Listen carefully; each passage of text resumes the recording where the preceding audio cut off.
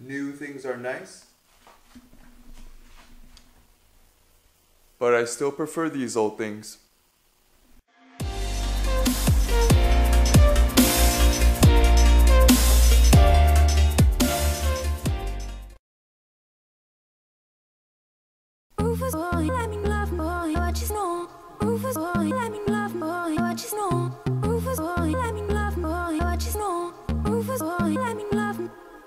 Nice.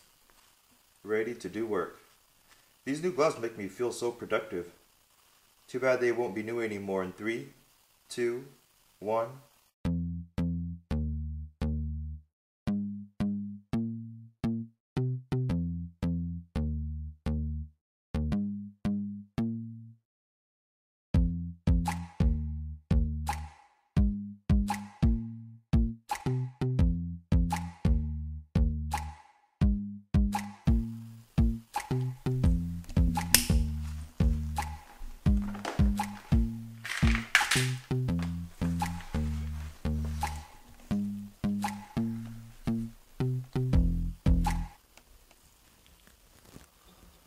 So as you can see here, this thing is really pitted, so it's a good thing I'm using silicone because it'll help to seal this up.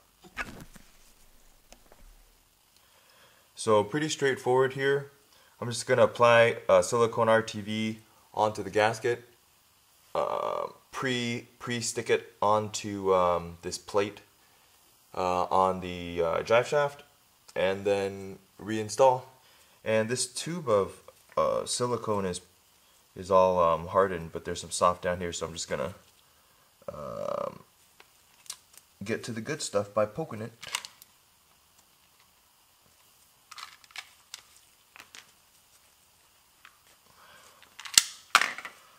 It's good to be back making a video. I've been gone for the last almost a week. Went down to Disneyland because my boy's almost turning 1, so that was pretty fun.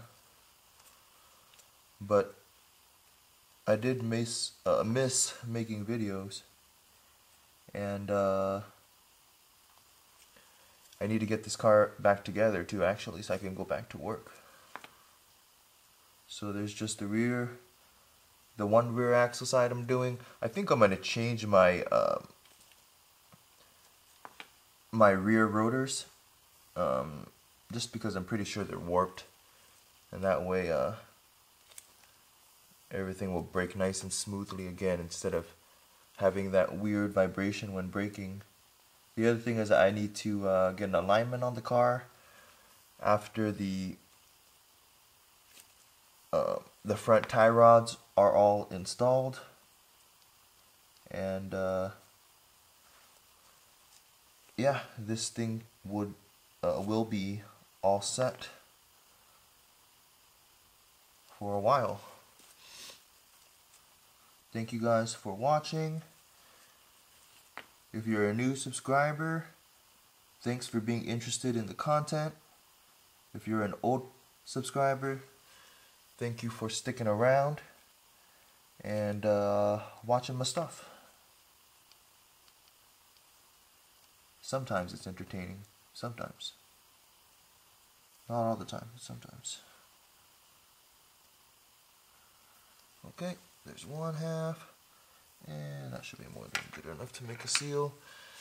So I'm going to stick this guy onto, let's wipe off the excess actually.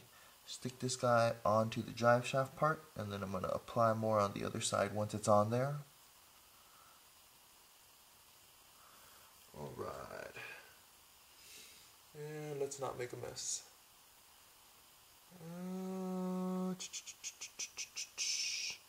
Go over this guy. Oop. Oh, I'm gonna have to wipe that down, and then stick it on there. Turn this sucker around.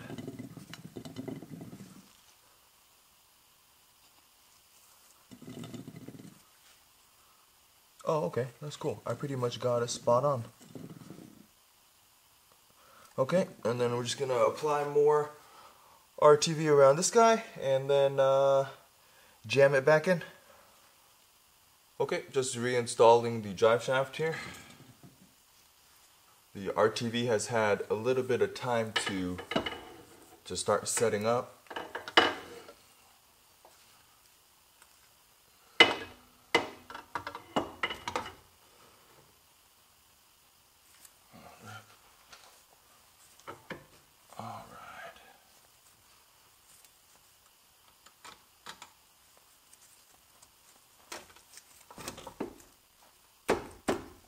Okay, and let's see here, and we'll just tighten this sucker down.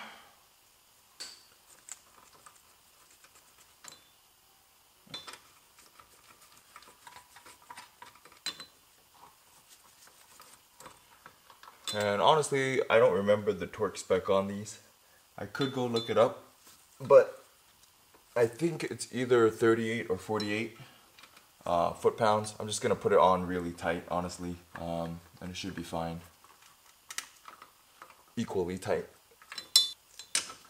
You know what, actually, I'm gonna get a torque wrench. Okay, so I just went ahead and checked, and it's actually 48 foot-pounds for the these inner guys, and then the brake caliper to the axle housing is actually 34, which is weird that it's lower. But yeah, I'm not sure. We'll go ahead and just well, I'm not sure why, but we'll go ahead and just torque these guys down to 48.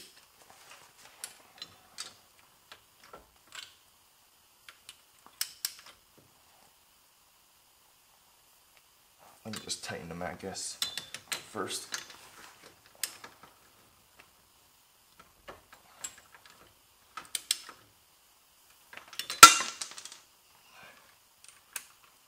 Tighten them all a little bit more evenly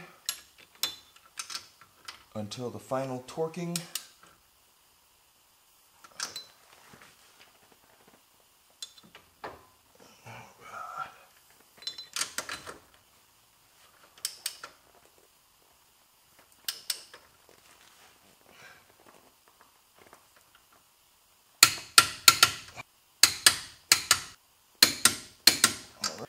And last but not least, okay, and hopefully no leaks. We will see. So we're going to work on the front end of the car now. I'm going to hold off on finishing up the back because I'm pretty sure I'm going to pick up those some new rear rotors tomorrow, and then we can button that side up. But for now, let's finish up the front here. So I'm going to start by disassembling the inner and outer tie rod here to remove the bellow, and then we'll go ahead and reassemble it so we can get the approximate length to match the new parts up to. That way it'll be a little bit easier to drive to the alignment shop.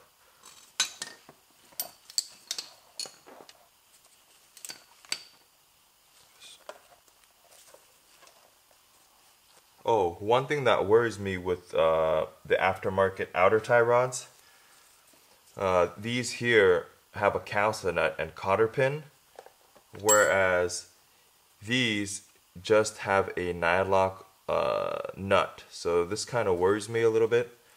I'm going to install them, but I'm just going to have to watch to make sure that this guy doesn't back out.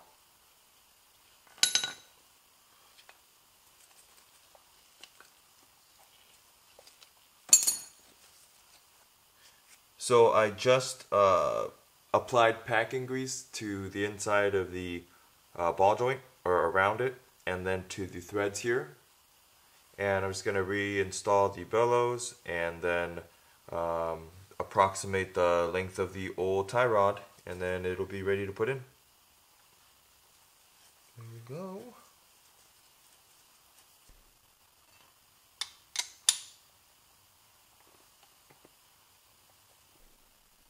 And that to me looks pretty close, so we're just going to call it good there and reinstall. So when reinstalling, make sure that the claw washer here, that the little teeth that it has goes into the lines on the rack itself, and I'll show you here. So those teeth from the claw washer will sit in these two gaps here when reinstalling. So that is this side all done, except for the zip ties that I need to put back on the bellows to make sure they don't come off. And I think I'm going to end the video here. I'm going to finish doing the other side tomorrow when the boy takes a nap, and then go out and get some rotors. Until then, you guys take care and keep the 86 alive. Thanks for watching.